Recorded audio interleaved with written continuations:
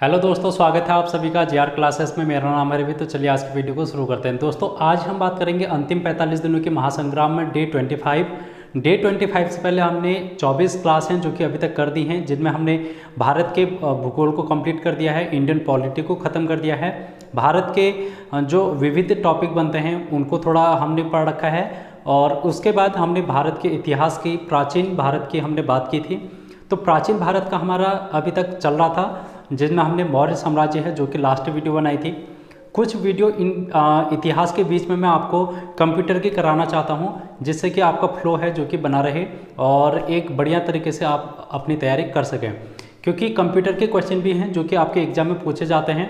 4 से 5 क्वेश्चन हो सकता है, इतना पूछ ले आपसे, तो आप लोगों को कंप्यूटर को भी बढ़िया तरीके से तैयार करके जाना है। तो आज हम कंप्यूटर के बारे में बात करेंगे और 1 से 2 क्लास हैं जो कि कंप्यूटर की मैं लेके आऊँगा। लगभग 3 से ज़्यादा तो नहीं होंगी, बट 3 तक हो सकता है। 3 क्लास कंप्यूटर की मैं आपको कराऊँ, और इन क्लास में आपको सिर्फ वही कराया जाएगा जहाँ से एग्जाम में क्वेश्चन बनते हैं। अभी तक प्रीवियस ईयर का जो भी रिकॉर्ड रहा होगा कंप्यूटर का, कंप्यूटर में प्रीवियस ईयर में जहाँ से क्वेश्चन बने होंगे उन सारे क्वेश्चन को, उन सारे टॉपिक को हम यहाँ पर कवर करेंगे 2 से 3 क्लास में। तो इस तरीके से जो आपका जीएस है वो थोड़ा मजबूत हो जाएगा। इसके अलावा आप रीजनिंग को भी देख सकते हैं। रीजनिंग की अलग से प्लेलिस्ट बनी है, वहाँ से भी आप अपना जो जीएस को मजबूत है वो कर सकते हैं। और हिंदी की क्लास भी आप देख सकते हैं। हिंदी की क्लास भी पहले आपको कराई जा रही है। बहुत सारी क्लास हैं जो कि 25 से 26 क्लास हिंदी की पे मैंने करा दी हैं। तो चलिए आज की वीडियो को शुरू करते हैं, और वीडियो को शेयर कर देना ज़्यादा से ज़्यादा लोगों तक, जिससे कि सभी लोगों को यहाँ पर इसका फ़ायदा मिल सके। और ये वीडियो आपके आने वाले एग्जाम पटवारी, लेखपाल के साथ साथ पुलिस कांस्टेबल के लिए ज़्यादा फायदेमंद रहेगी, क्योंकि अभी जो रिसेंट पेपर है आपका दिसंबर 18 को, वो पुलिस कांस्टेबल का एग्ज़ाम होने वाला है। तो उसके लिए किस प्रकार से बेहतरीन हम तैयारी कर सकते हैं, वो 45 दिनों का महासंग्राम है, ये आपके लिए बहुत ही कामगार सिद्ध होगा। तो चलिए हम बात करते हैं कंप्यूटर की। और कंप्यूटर में जो सबसे महत्वपूर्ण टॉपिक हैं उन्हीं को हम यहाँ पर डिस्कस करेंगे। कंप्यूटर का सिलेबस तो बहुत मतलब ज़्यादा तो नहीं है, थोड़ा बहुत जितना भी है उस सारे सिलेबस को हम नहीं देखेंगे एक एक चीज़ को। अगर आपको डिटेल में पढ़ना है कंप्यूटर, तो कंप्यूटर की एक प्लेलिस्ट भी बना रखी है मैंने, जिसको 1 साल पहले मैंने कुछ वीडियो बना के अपलोड कर रखी थी, जिससे सिलेबस के अकॉर्डिंग आपको मिलेगा। बट आज की इस 45 दिनों के महासंग्राम में हम सिर्फ और सिर्फ कंप्यूटर के वो टॉपिक करने वाले हैं जो कि आपके एग्जाम में बनते हैं क्वेश्चन और यहाँ से पूछे जाएंगे। तो चलिए वीडियो को शुरू करते हैं। और आज का जो पहला ही टॉपिक है वो है कंप्यूटर का ब्लॉक डायग्राम। तो कंप्यूटर की हम ब्लॉक डायग्राम की बात करेंगे। यहाँ से क्वेश्चन है आपके एग्जाम में पूछे जाते हैं, तो लिख लो भाई ब्लॉक डायग्राम।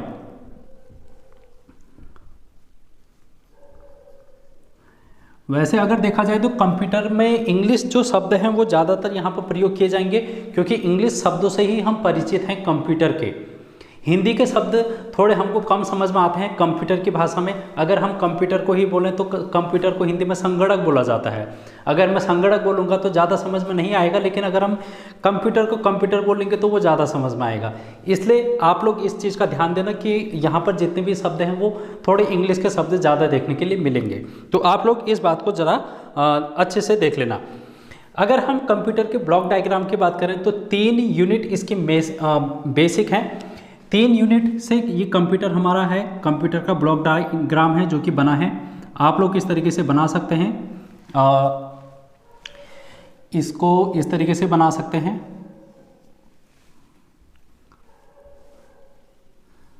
ये 3 यूनिट है कंप्यूटर के ब्लॉक डायग्राम की। और सबसे पहले यूनिट है, इसको हम बोलते हैं इनपुट, इसको हम बोलते हैं इनपुट, और ये हो गया आउटपुट, ये हमने बनाया आउटपुट।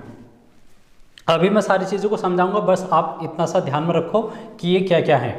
और ये है आपका सीपीयू, ये पूरी यूनिट है सीपीयू की। सीपीयू के अंदर क्या क्या चीज़ें आती हैं उसको आप देखो। सबसे पहले आता है कंट्रोल यूनिट, इसके अंदर आप लिखना कंट्रोल यूनिट। और दूसरा है ALU, इसको भी हम डिस्क्राइब करेंगे। ALU क्या होता है, कंट्रोल यूनिट क्या होती है। और तीसरा है मेन मेमोरी, मुख्य मेमोरी। ये मुख्य मेमोरी है। और आप लोग इस प्रकार से और कर सकते हैं, इसमें यहाँ पर आप लिखेंगे द्वितीयक मेमोरी।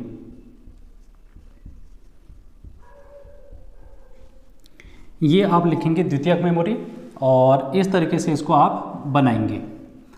अब हम थोड़ा सा इसमें डिस्कस कर लेते हैं कि ये क्या है ब्लॉक डायग्राम। हम यहाँ पर से शुरू करते हैं इनपुट से और हम फिर आउटपुट की ओर चलेंगे और ये सीपीयू को भी देखेंगे, एएलयू को भी देखेंगे, मुख्य मेमोरी को भी देखेंगे, द्वितीयक मेमोरी को भी देखेंगे। आज का टॉपिक हमारा इसी पर बेस्ड रहेगा जो हमारा ये ब्लॉक डायग्राम है, क्योंकि यहाँ से क्वेश्चन आपके 1 से 2 क्वेश्चन हैं जो कि कंप्यूटर के पूछ ले जाते हैं और आप लोग यहाँ पर गलती से भी गलत करके मत आना।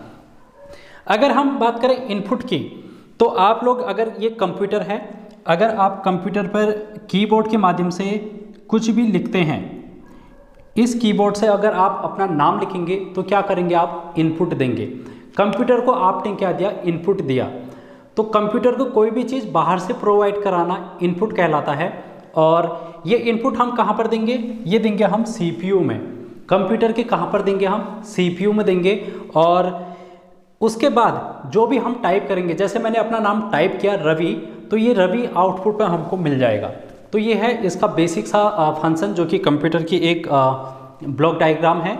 इसमें जो सीपीयू है, सीपीयू यहाँ से क्वेश्चन आपके बनते हैं और इसको हम पहले डिस्कस कर लेते हैं, फिर हम इनपुट पर भी जाएंगे, आउटपुट पर भी आएंगे और आएंगे एक बार। पहले हम थोड़ा सा सीपीयू के बारे में जान लेते हैं। ठीक है दोस्तों, सीपीयू के बारे में हम थोड़ा सा जान लेते हैं। सीपीयू इसका फुल फॉर्म ही है, सबसे पहले आपसे यही पूछ लिया जाता है। तो central processing unit, central processing unit इसका फुल फॉर्म है। दूसरी चीज़ यहाँ पर से ये ध्यान में रखनी है, इसको कंप्यूटर का मस्तिष्क कहा जाता है। कंप्यूटर का मस्तिष्क कहा जाता है।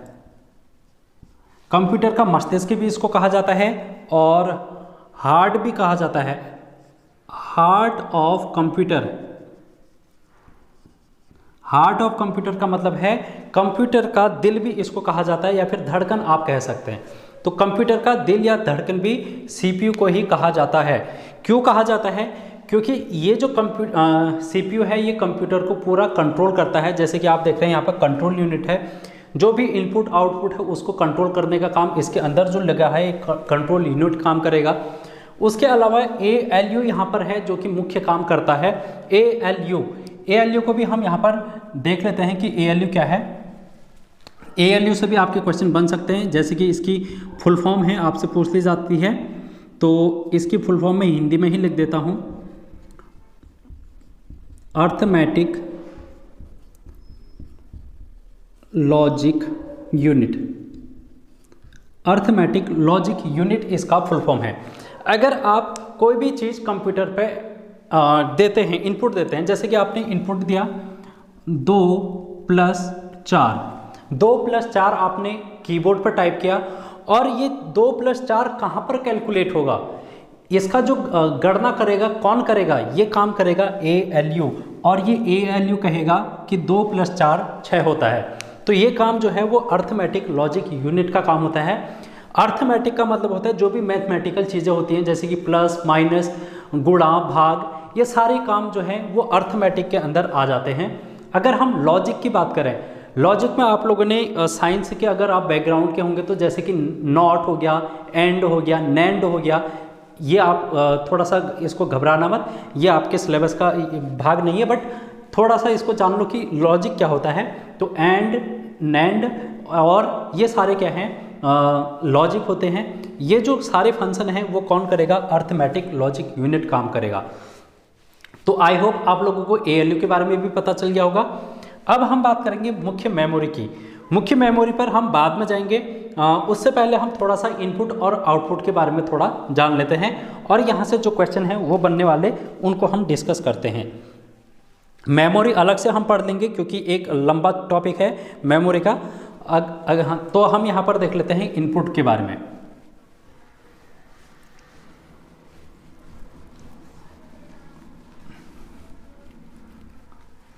इनपुट हम कंप्यूटर में कैसे दे सकते हैं? इनपुट कंप्यूटर में किस प्रकार से दिया जा सकता है, उन डिवाइसों के नाम आपसे पूछ लिए जाते हैं। तो कुछ डिवाइसों के नाम हैं जो कि इनपुट के, उनको मैं लिख देता हूं, आप लोगों से यहाँ पर से क्वेश्चन बन जाता है। जैसे कि मैं लिखूंगा कीबोर्ड। कीबोर्ड, जो भी आप कीबोर्ड यूज करते हैं वो क्या है, एक इनपुट डिवाइस है। तो मैं यहाँ पर इनपुट डिवाइस के नाम लिखने जा रहा हूँ। अब इनपुट हो गया। दूसरा हो गया माउस। माउस का काम क्या होता है, जो भी कर्सर है आपका उसको स्क्रॉल करने का काम होता है। राइट क्लिक या फिर लेफ्ट क्लिक का काम भी माउस का होता है। इसके बाद हम अगर बात करेंगे तो ये है जॉय स्टिक।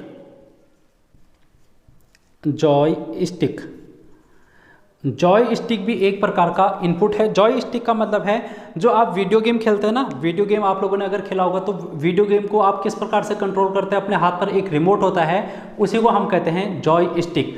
तो वो है इनपुट, क्योंकि हम वहाँ पर से इनपुट दे रहे हैं। आपको लेफ्ट जाना है, राइट जाना है, क्या करना है, जंप करना है या फिर डाउन जाना है या फिर स्पीड बढ़ानी है, वो सारी फंक्शन आप अपने जॉय स्टिक से कंट्रोल करते हैं गेम को। तो वो है क्या, आपका इनपुट, वो इनपुट है आपका जॉय स्टिक। उसके बाद अगर हम बात करें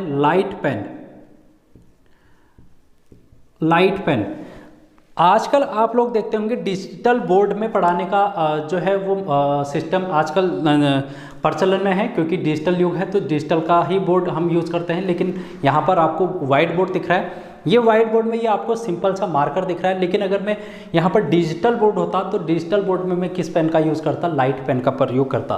तो लाइट पेन क्या है, इनपुट यहाँ पर प्रोवाइड कराने का काम करता है। उसके बाद अगर हम बात करेंगे स्कैनर, ये स्कैनर भी आपसे बहुत बार पूछ लिया जाता है कि स्कैनर किस प्रकार का डिवाइस है। तो स्कैनर एक प्रकार का इनपुट डिवाइस है। आप कोई भी कॉपी है स्कैन करते हैं तो आप क्या कर रहे हैं, इसका मतलब इनपुट प्रोवाइड करा रहे हैं कंप्यूटर को।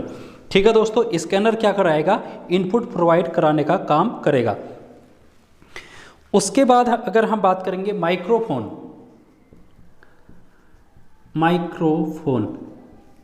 माइक्रोफोन, जैसे कि आप यहाँ पर देख रहे हैं, ये मेरे शर्ट में लगा है जो, ये क्या है, एक माइक्रोफोन है जहाँ से मेरी आवाज़ है वो आप तक पहुँचती है और ये मेरी आवाज़ को इन कराने का काम करता है, इनपुट कराने का काम करता है। तो माइक्रोफोन है जो एक प्रकार का इनपुट डिवाइस है।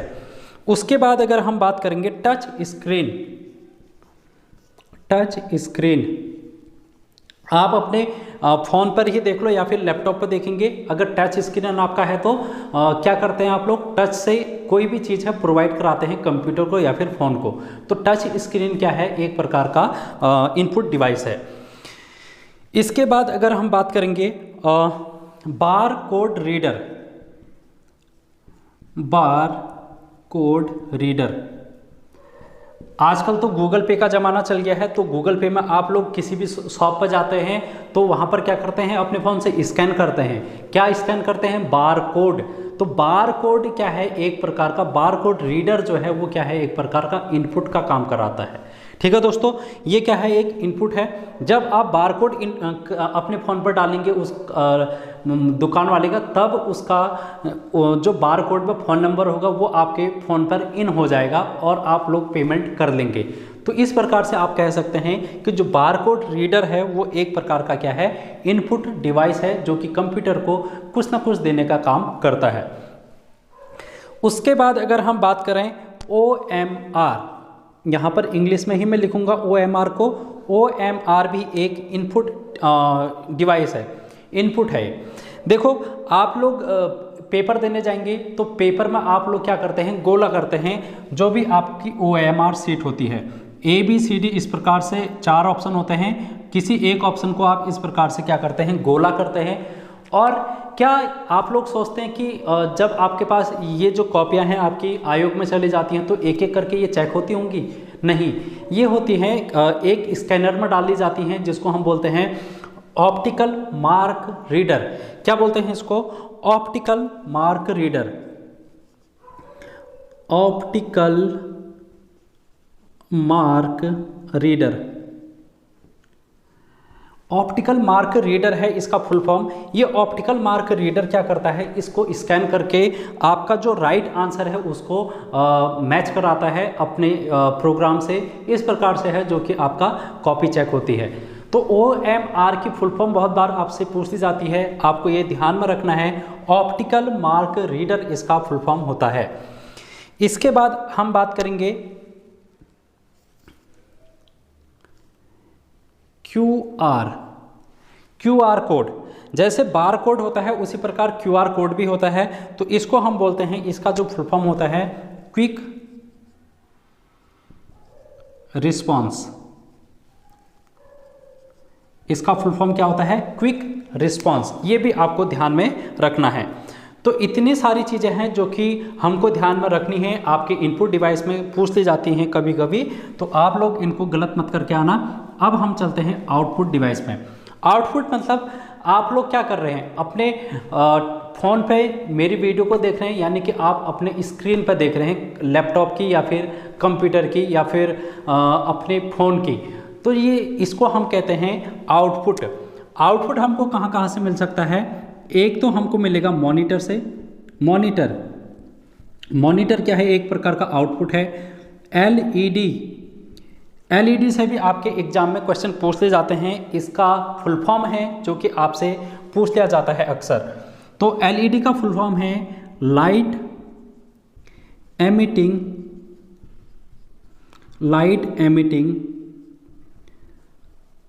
डायोड। क्या है इसकी full form, light emitting diode इसकी फुल फॉर्म है। एलईडी आजकल आप लोग टीवी देखते होंगे, ये क्या है, एक प्रकार का आउटपुट डिवाइस है। उसके बाद अगर हम बात करेंगे एलसीडी जो भी टीवी होती है या फिर कंप्यूटर की जो डिस्प्ले होती है उसको हम एलसीडी डिस्प्ले बोलते हैं। और इसका फुल फॉर्म भी आपसे पूछ लिया जाता है। तो ये है liquid crystal display. Liquid crystal display है जो कि इसकी फुल फॉर्म है, आप लोग इसको लिख सकते हैं। इसके अलावा जो आउटपुट डिवाइस है उनमें क्या क्या आता है, देखो इसके अलावा आउटपुट डिवाइस में मैं यहाँ पर लिख देता हूँ कौन कौन सी चीज़ें हैं। जैसे आप लोग देखते हैं जो सिनेमा घरों में आप पर्दा देखते हैं, ठीक है, जिसको हम बोलते हैं प्लॉटर। और उसके अलावा आप देखेंगे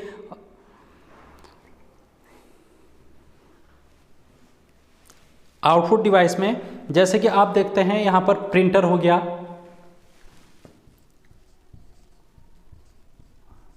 प्रिंटर कोई भी चीज़ आप प्रिंट करते हैं तो आपको आउटपुट फॉर्म में वो मिलती है। तो इसलिए जो प्रिंटर है वो क्या है, एक प्रकार का आउटपुट डिवाइस है। तो प्लॉटर भी मैंने कहा आपसे अभी, प्लॉटर हो गया। और एक और लिख लो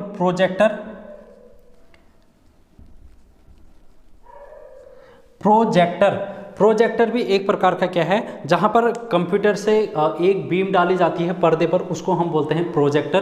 तो प्रोजेक्टर पर आप लोगों ने बहुत बार स्कूलों में इस बात को देखा होगा, तो प्रोजेक्टर देखा होगा आई थिंक। तो ये है जो कि आउटपुट डिवाइस है आपके एग्जाम में पूछे जाने वाले, और इनको आपको क्या करना है, ध्यान में रखना है। इसके अलावा एक और लिख लो जो कि हो सकता है पूछ लिया जाए, स्पीकर। जो आपका फ़ोन है, फ़ोन पे आपका स्पीकर होगा तभी तो आपको आवाज़ पहुंचती है मेरी। अगर आपका स्पीकर काम नहीं करेगा तो आपको मेरी आवाज़ नहीं आएगी। तो स्पीकर क्या है, एक प्रकार का मेरी आवाज़ को आपको पहुंचाने का काम कर रहा है, यानी कि आउटपुट दे रहा है। ठीक है दोस्तों, यहाँ से मेरा माइक्रोफोन है जो कि इन कर रहा है मेरी आवाज़ को, और आपका स्पीकर है जो कि आउटपुट देने का काम कर रहा है। तो ये है हमारा इनपुट और आउटपुट जो कि हमने देखा। अब हम चलतेंगे इसके मुख्य मेमोरी और द्वितीयक मेमोरी के बारे में। यहाँ से एग्जाम में आपके क्वेश्चन बनते हैं, तो आप लोग इस टॉपिक को छोड़ के मत जाना। और यहाँ से लगभग 2 क्वेश्चन हैं जो कि आपको एग्जाम में देखने को मिलेंगे।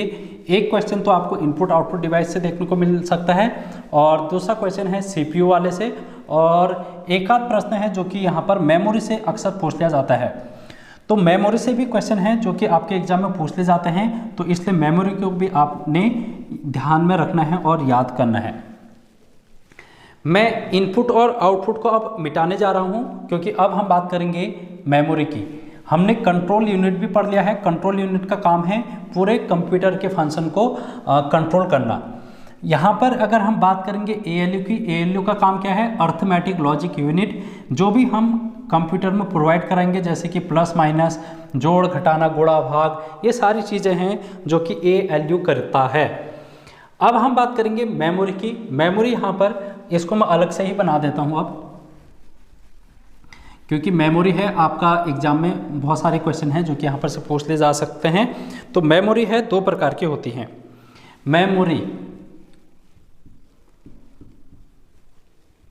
मेमोरी जो है दो प्रकार की होती हैं। एक को बोलते हैं हम प्राथमिक मेमोरी और एक को बोलते हैं हम द्वितीयक मेमोरी। ठीक है दोस्तों, प्राइमरी और सेकेंडरी मेमोरी इसको कहा जाता है। अगर हम प्राइमरी मेमोरी की बात करेंगे तो प्राइमरी मेमोरी का मतलब है वह मेमोरी जो कि आपका जो कंप्यूटर का प्रोसेसर है, कंप्यूटर में एक प्रोसेसर होगा, उस प्रोसेसर से डायरेक्टली कनेक्ट होगा। जो भी मेमोरी आपके प्रोसेसर से, आपकी CPU से डायरेक्ट कनेक्ट होगी उसको हम बोलेंगे प्राइमरी मेमोरी। इसी को हम मेन मेमोरी बोलते हैं, इसको हम मुख्य मेमोरी भी बोलते हैं। इसको हम क्या क्या नाम से जानते हैं? इंग्लिश में इसको प्राइमरी मेमोरी भी कहा जाता है और मेन मेमोरी कहा जाता है, और हिंदी में इसको मुख्य मेमोरी के नाम से भी जाना जाता है। तो इतने नाम हैं इसके जो कि आपको ध्यान में रखना है। कोई भी आपसे नाम अगर आ जाएगा एग्जाम में तो आप लोग समझना कि ये प्राथमिक मेमोरी की बात कर रहा है। ये तीन टाइप की होती हैं प्राइमरी मेमोरी। तीन टाइप की होती हैं। एक होती है रैम, दूसरा होता है रोम, और तीसरा होता है कैचे मेमोरी। रैम और रोम ये दो हैं जो कि आपके एग्जाम के फेवरेट टॉपिक हैं। यहाँ से अक्सर एग्जाम में क्वेश्चन पूछ ही लिया जाता है। तो आप लोगों को इनको किस प्रकार से याद करना है? यहाँ से दो टाइप के क्वेश्चन हैं जो कि पूछ लिया जाता है। एक तो ये रैम और रोम किस प्रकार की मेमोरी है। तो रैम और रोम एक प्रकार की प्राइमरी मेमोरी है, मुख्य मेमोरी है, या फिर मेन मेमोरी भी हम इसको कहेंगे। दूसरी चीज़ ये पूछ ली जाती है इनके फुल फॉर्म से आपसे पूछती जाती है। और तीसरा क्वेश्चन ये पूछ लिया जाता है कि वॉलेटाइल मेमोरी कौन सी है, नॉन वॉलेटाइल मेमोरी कौन सी है। तो इसको भी हम देखेंगे। सबसे पहले हम बात करेंगे रैम की, और यहाँ पर से एग्जाम में है क्या क्वेश्चन बनते हैं उसको भी हम देखेंगे। तो रैम को देख लेते हैं भाई। सबसे पहले RAM, रैम, इसका फुल फॉर्म आप लिखेंगे रैंडम। चलो मैं हिंदी में लिख देता हूँ, क्योंकि हो सकता है आप लोगों को थोड़ा सा इंग्लिश में कन्फ्यूजन हो, क्योंकि बहुत से बच्चे इंग्लिश में ज़्यादातर पढ़ने के लिए चॉइस नहीं रखते हैं। तो रैंडम एक्सेस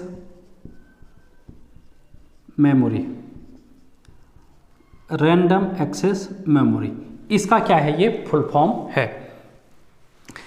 इसके बाद यहाँ पर से रैम के बाद में आपको क्या ध्यान में रखना है? यह एक अस्थायी मेमोरी है। क्या है ये? अस्थायी, या फिर इसको हम परिवर्तनशील भी बोलेंगे, परिवर्तनशील। इंग्लिश में इसको हम बोलेंगे वोलेटाइल। क्या बोलेंगे? वोलेटाइल।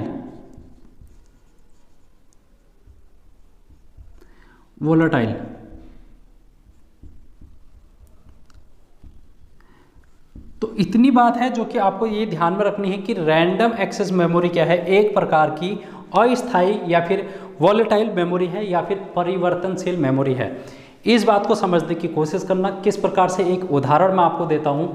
आप अपने लैपटॉप में या फिर फ़ोन पर क्या करेंगे? PUBG खेलते हैं। PUBG खेलते नहीं है, नाम सुना ही होगा PUBG का। तो PUBG क्या है? एक प्रकार का गेम है, और ये क्या करता है? बहुत सारी मेमोरी को घेरता है। आप लोग सुनते होंगे जो PUBG खेलते हैं, तो ये सुनते होंगे कि यार इसको खेलने के लिए तो हमको ज़्यादा रैम की आवश्यकता है, और ये अगर हम कम रैम वाले फ़ोन में खेलेंगे तो ये क्या करेगा? हैंग कर जाता है, हमारा फ़ोन ओवरलोड हो जाता है। तो रैम क्या है, एक प्रकार की जो भी आपके एप्लीकेशन चल रही हैं फ़ोन पे हो या फिर आपके सिस्टम में है, उनको रन कराने का काम करता है। जो भी रन कराने के लिए मेमोरी की आवश्यकता होती है उसको हम रैम मेमोरी कहते हैं। लेकिन इसको अस्थायी या फिर परिवर्तनशील मेमोरी क्यों कहा जाता है? जैसे आपने बहुत सारी फाइल खोल ली अपने लैपटॉप पर या फिर फ़ोन पर, जैसे आपने यूट्यूब भी खोल लिया, इंस्टाग्राम भी खोल लिया, फेसबुक भी खोल लिया, तो आपका क्या बनता है, एक यहाँ पर अलग से क्या बन जाता है, इनकी लिस्ट बन जाती है। आप किसी में भी स्विच कर सकते हैं, लेकिन अगर आप अपने फ़ोन को या फिर लैपटॉप को या फिर अपने सिस्टम को अगर स्विच ऑफ कर देंगे, शट डाउन कर देंगे, उसके बाद जैसे ही तुरंत आप उसको खोलेंगे तो आपके जो एप्लीकेशन रन कर रही थी, जैसे कि आपने फेसबुक, इंस्टाग्राम, यूट्यूब खोले थे, वो सभी क्या हो जाएंगे, बंद हो जाएंगे वहाँ पर। ठीक है, तो सारे प्रोग्राम जो भी रन कर रहे थे वो प्रोग्राम क्या हो जाएंगे, वहाँ पर रुक जाएंगे। अब आपको दोबारा नए सिरे से आपका व्हाट्सअप खोलना पड़ेगा और इंस्टाग्राम या फिर जो भी आप एप्लीकेशन यूज़ कर रहे हैं उसको खोलेंगे।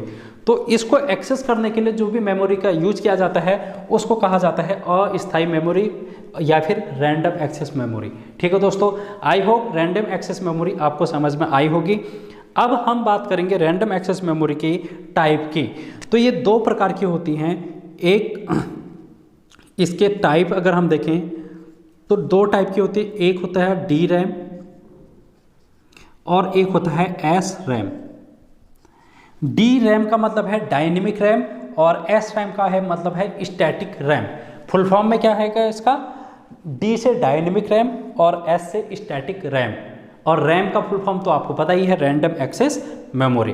तो रैम के बारे में इतनी बात है जो कि आपको ध्यान में रखनी है। अब हम चलेंगे रोम की तरफ। इतनी चीज़ आप लोगों ने नोट डाउन कर ली होगी। अब हम चलेंगे रोम की तरफ।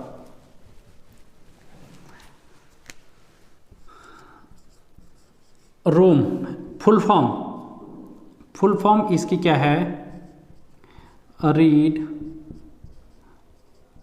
Only memory. Read only memory इसको कहा जाता है, रीड ओनली मेमोरी। इसके अलावा इसका जो काम है वो क्या है, इसको हम बोलेंगे स्थायी मेमोरी। इसको हम बोलेंगे स्थायी मेमोरी। स्थायी मेमोरी बोलेंगे, इसको हम नॉन वोलेटाइल मेमोरी भी बोलेंगे, नॉन वॉलेटाइल। ठीक है दोस्तों, वहाँ पर हम रैम को क्या देख रहे थे, वॉलेटाइल, यहाँ पर हम देखेंगे नॉन वॉलेटाइल। वॉलेटाइल का मतलब होता है परिवर्तन होना, परिवर्तनशील होना। वॉलेटाइल का मतलब हिंदी में क्या होता है, परिवर्तनशील। नॉन वॉलेटाइल का मतलब क्या होगा, जो परिवर्तित ना हो, इसलिए हम कहेंगे स्थायी मेमोरी। इसका फुल फॉर्म क्या है, रीड ओनली मेमोरी। एक ऐसी मेमोरी जिसको हम सिर्फ रीड कर सकते हैं, जिसमें हम कोई भी चेंज नहीं कर सकते, उसको हम क्या कहते हैं, रोम। देखो, जैसे आपने अपना फ़ोन लिया या फिर आपने सबसे पहले लैपटॉप लिया, कुछ एप्लीकेशन होती हैं जो कि पहले से ही उसमें इनबिल्ड होती हैं आपके लैपटॉप पे, आपके फ़ोन पर, तो उनको आप कभी भी चेंज नहीं कर सकते हैं। तो जो भी मेमोरी वो एक्सेस करती हैं उसी को हम बोलते हैं रोम। आई होप आप लोगों को ये छोटे से एक वाक्यांश में इसका समझ में आ गया होगा कि रोम क्या होता है। इतने ही क्वेश्चन हैं जो कि यहाँ से बनते हैं। यहाँ से इसके टाइप से भी क्वेश्चन पूछ लिया जाता है। टाइप, तो टाइप में इसका है सबसे पहले पी रोम, इसका है पी रोम, फिर है ई रोम, ई रोम। ठीक है दोस्तों, E P ROM, E P ROM, फिर है double E P ROM, double E P ROM. ये क्या है, इसके टाइप हैं। पी का मतलब होता है प्रोग्रामेबल रोम, जिसको हम प्रोग्राम की तरफ प्रोग्राम से बिल्ड करते हैं, उसको हम पी रोम कहते हैं।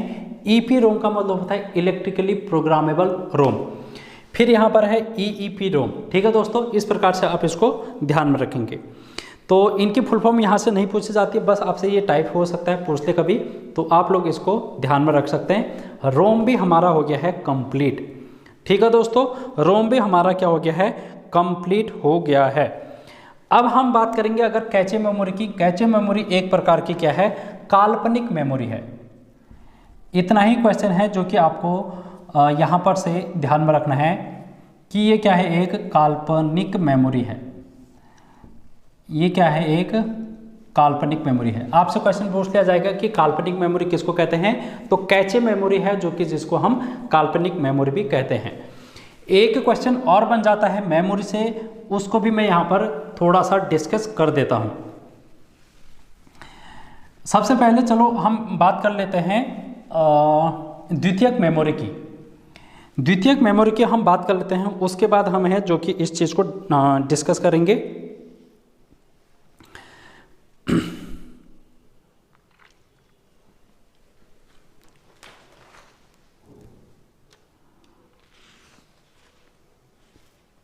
देखो द्वितीयक मेमोरी क्या होती है, इसको हम देख लेते हैं पहले।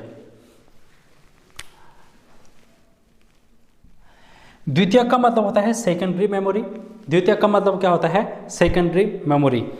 एक ऐसी मेमोरी जिसको हम बाहर से यूज करते हैं, जैसे कि आपका फ़ोन है, आपके फ़ोन में रैम आई, रोम आया और एक आपके फ़ोन की खुद की स्टोरेज होती है। लेकिन अगर आप अपने फ़ोन पर ज़्यादा स्पेस बनाना चाहते हैं तो आप क्या करते हैं, बाहर से एक सैंड डिस्क की ले आते हैं, यानी कि एसडी कार्ड ले आते हैं, जिसको आप मेमोरी कार्ड भी बोलते हैं। तो मेमोरी कार्ड से अपनी मेमोरी को, अपने फ़ोन की मेमोरी को, लैपटॉप की मेमोरी को क्या कर सकते हैं, बढ़ा सकते हैं। तो आपने ये मेमोरी है बाहर से इसमें डाली है, तो इसलिए इसी चीज़ को हम कहते हैं द्वितीयक मेमोरी या फिर सेकेंडरी मेमोरी। तो इसके बारे में आपसे यहाँ पर ये क्वेश्चन पूछा जाता है कि इनके जो टाइप हैं वो कौन कौन से हैं। जैसे कि आप एसडी कार्ड की बात करते हैं, एसडी कार्ड हो गया, पेन ड्राइव हो गया। पेन ड्राइव में भी आप इसको देख सकते हैं। उसके अलावा सीडी और डीवीडी। सीडी और डीवीडी में भी तो आप मेमोरी को ही स्टोर करते हैं, कोई ना कोई चीज़ है जो कि वहाँ पर स्टोरिंग डिवाइस है, सीडी और मेमोरी। तो इसको हम द्वितीयक मेमोरी के रूप में जानते हैं। ठीक है दोस्तों, सीडी की फुल फॉर्म आपसे पूछ ली जाती है। सीडी की फुल फॉर्म है कॉम्पैक्ट डिस्क। क्या है इसकी फुल फॉर्म, कॉम्पैक्ट डिस्क है। और डीवीडी की फुल फॉर्म अगर आपसे पूछ लिया जाएगा, digital versatile disc. Digital versatile disc. ठीक है दोस्तों, तो ये है इसकी फुल फॉर्म। और आपसे अगर एसडी कार्ड की फुल फॉर्म पूछ दिया जाएगा, इसको हम बोलते हैं सिक्योर डिजिटल।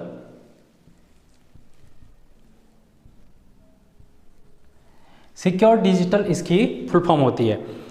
तो ये था द्वितीयक मेमोरी के बारे में। अब हम इसका एक क्वेश्चन है जो कि और बन जाता है, उस क्वेश्चन को भी हम डिस्कस कर लेते हैं। और वहाँ से अगर आपके एग्जाम में पूछ लिया जाएगा तो आप फंसना मत फिर वहाँ पर। क्वेश्चन क्या बनता है उसको देखना और समझने की कोशिश करना। जैसे अभी हमने कहा कि ये क्या है आपका, ये क्या है, एक सीपीयू है। सीपीयू मैं इसमें एक ही चीज़ बता रहा हूँ, इसमें है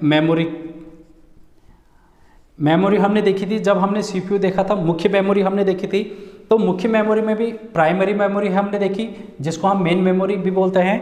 तो ये क्या होती है, सबसे पहले सीपीयू में इनबिल्ट रहती है। सीपीयू में क्या रहती है, इनबिल्ट रहती है उसके। तो इसलिए अगर आप देखेंगे कि इसमें कितनी मेमोरी जुड़ी रहती हैं, तो इसमें एक रजिस्टर जुड़ा रहता है, एक कैचे मेमोरी जुड़ा रहता है, और एक आपकी प्राइमरी मेमोरी जुड़ी रहती है। ठीक है, प्राइमरी और एक जुड़ा रहता है सेकेंडरी मेमोरी।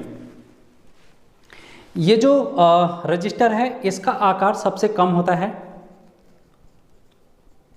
आकार कम। और सेकेंडरी मेमोरी जो कि द्वितीयक मेमोरी होती है, जैसे कि आप सीडी की बात करते हैं, डीवीडी की बात करते हो, तो इनका आकार क्या है, बड़ा है। मेमोरी कार्ड की बात करेंगे तो इनका आकार क्या है, बड़ा है। तो सेकेंडरी मेमोरी की अगर हम बात करेंगे तो इसका आकार क्या होगा, बड़ा होगा। आकार क्या होगा, बड़ा होगा। अगर हम बात करेंगे इनकी स्पीड की, इनकी गति की बात करेंगे, स्पीड की बात करेंगे, तो जो ये रजिस्टर है इसकी स्पीड क्या होगी, फास्ट होगी। इसकी स्पीड क्या होगी, फास्ट होगी, सबसे फास्ट। और जो ये सेकेंडरी मेमोरी है, जैसे कि हमने पेन ड्राइव वगैरह जो भी जोड़ी, तो इनकी स्पीड जो होगी वो थोड़ी सी स्लो होगी कंपैरिजन टू इनके रजिस्टर के, कैश मेमोरी के या फिर प्राइमरी मेमोरी की।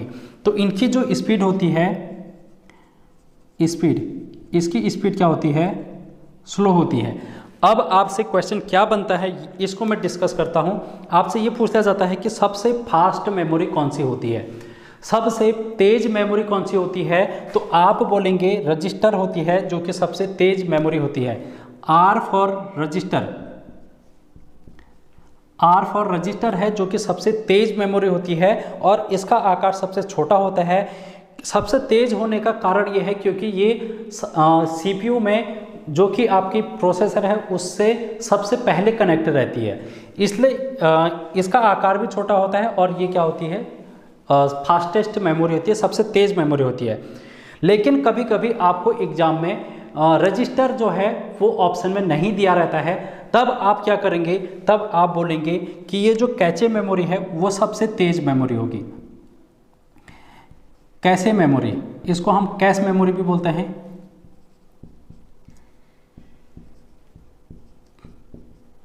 कैश मेमोरी, तो इसकी स्पीड क्या होगी, रजिस्टर से थोड़ी कम होगी। उसके बाद प्राथमिक मेमोरी जो कि हम रैम और रोम की बात करते हैं, रैम और रोम की बात करते हैं, इनकी मेमोरी स्पीड जो होगी थोड़ी सी स्लो होगी। तो इसका मतलब क्या है, स्पीड की अगर हम बात करेंगे, सबसे फास्ट मेमोरी क्या होगी, स्पीड की अगर हम बात करेंगे तो सबसे फास्ट होगी रजिस्टर। उसके बाद क्या होगा, कैश मेमोरी।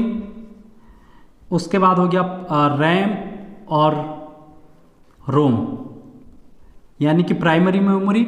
उसके बाद हमारी होगी द्वितीयक मेमोरी, द्वितीयक मेमोरी होगी जो कि सबसे स्लोवेस्ट मेमोरी होगी, जिसकी गति सबसे कम होगी।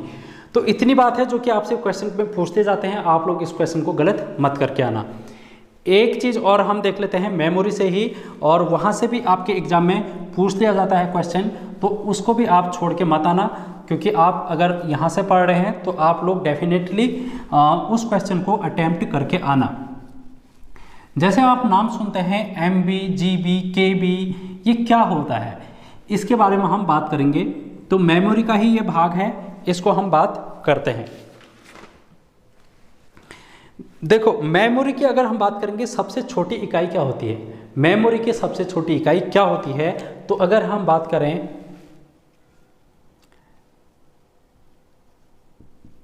बिट की, एक बिट क्या है, मेमोरी की सबसे छोटी इकाई है।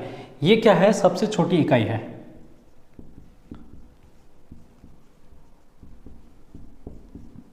और एक बिट बराबर क्या होता है, एक बिट बराबर इसको हम बोलते हैं बाइनरी।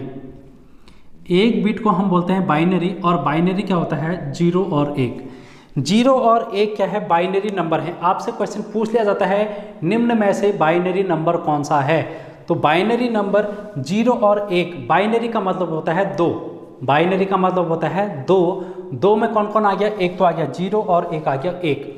इसका मतलब ये समझो कि जो हमारा कंप्यूटर है, जो भी हमारा लैपटॉप है, वो क्या समझता है, बाइनरी नंबर को समझता है। क्या समझता है, बाइनरी नंबर को। जैसे मैंने यहाँ पर टाइप किया, लैपटॉप में अपने कीबोर्ड में टाइप किया RAM यहाँ पर मैंने टाइप किया, लेकिन कंप्यूटर क्या RAM को समझेगा, नहीं समझेगा दोस्तों। कंप्यूटर, मैंने इसको इनपुट दिया, ये इनपुट दिया, किसको दिया, CPU को दिया, और CPU के बाद आउटपुट यहाँ पर आएगा, और आउटपुट में हमको क्या दिखाई देगा, RAM दिखाई देगा।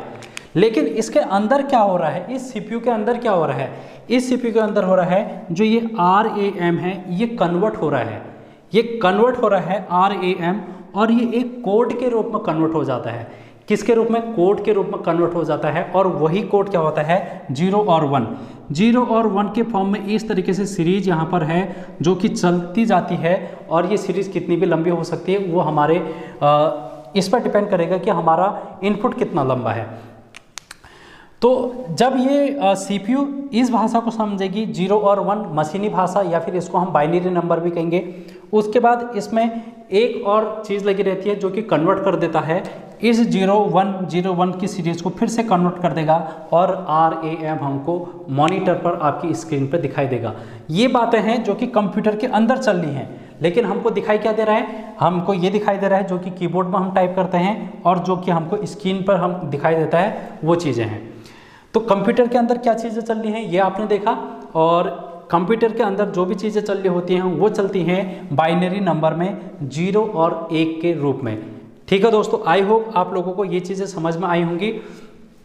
उसके बाद ये तो होगी सबसे छोटी यूनिट जो कि है बिट। बिट जो हो गई सबसे छोटी यूनिट हो गई कंप्यूटर की मेमोरी की।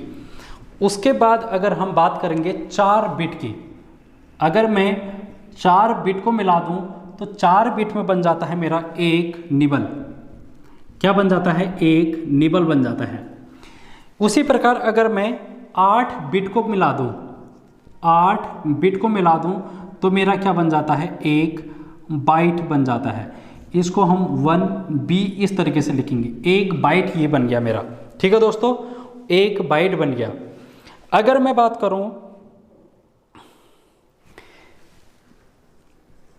1024 बाइट, 1024 बाइट की, तो मेरा ये क्या बन जाएगा, 1 KB बन जाएगा। ये क्या बन जाएगा, 1 KB। 1 KB का मतलब होता है 1 किलो बाइट। 1 किलो बाइट बन जाएगा यहाँ पर 1024 बाइट में। तो आपसे यही क्वेश्चन है जो कि बन जाता है। ठीक है दोस्तों, आपसे यही क्वेश्चन है जो कि पूछ लिया जाता है। किलो बिट होगा, ये बाइट नहीं किलो बिट होगा। ठीक है, आपसे यही क्वेश्चन पूछ लिया जाता है कि 1 KB में कितना बाइट होता है। तो 1 KB में आप बोलेंगे 1024 बाइट होता है। ये जो मैं लिख रहा हूँ चार्ट यहाँ पर बनाऊंगा आपके लिए most very most important chart है। यहाँ से एक क्वेश्चन आपके एग्जाम में बन जाता है। तो आप लोग इसको क्या करना, एक बार नहीं, 2 बार नहीं, 10 बार रिवीजन करना, एक क्वेश्चन यहाँ से डायरेक्टली पूछा जाएगा। उसके बाद अगर हम बात करेंगे 1024 KB, 1024 KB, KB मतलब किलो बिट। 1024 KB में होगा 1 MB, 1 MB। ठीक है, MB का मतलब होता है मेगाबाइट। यहाँ पर क्या हो जाएगा, मेगाबाइट।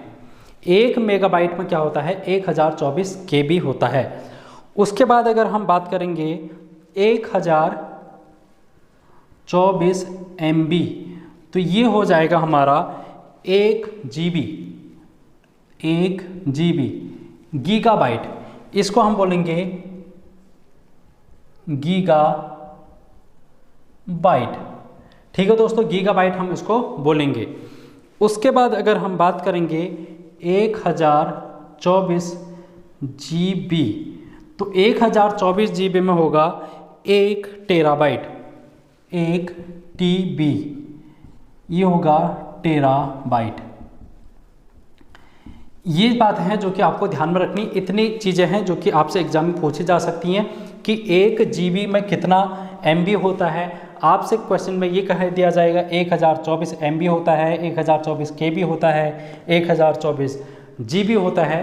तो आप लोग इस तरीके से इस चार्ट को याद करना और समझने की कोशिश करना। देखो, जो चीज़ यहाँ पर आ रही है वो फिर यहाँ आ जा रही है, जो चीज़ यहाँ पर आ रही है वो यहाँ पर आ जा रही है। ठीक है, इस तरीके से इसको देखने की कोशिश करना। तो ये था मेमोरी। मेमोरी से इतने ही क्वेश्चन हैं जो कि आपके एग्जाम में बनते हैं। और हमने इनपुट आउटपुट सारी चीज़ें देखी, ब्लॉक डायग्राम देखा, ब्लॉक डायग्राम से भी क्वेश्चन बनते हैं, मेमोरी से भी क्वेश्चन बनते हैं। अब हम कुछ क्वेश्चन करेंगे अगली वाली वीडियो में, जिसमें हम बात करेंगे लैंग्वेज की बात। लैंग्वेज से भी क्वेश्चन हैं आपके एग्जाम में बन जाते हैं, और शॉर्टकट की देखेंगे और फुल फॉर्म देखेंगे, और भी कुछ हैं जो कि थोड़ी चीज़ें हैं जो कि 1 से 2 क्लास और आएंगे इसमें, उनको हम डिस्कस करेंगे।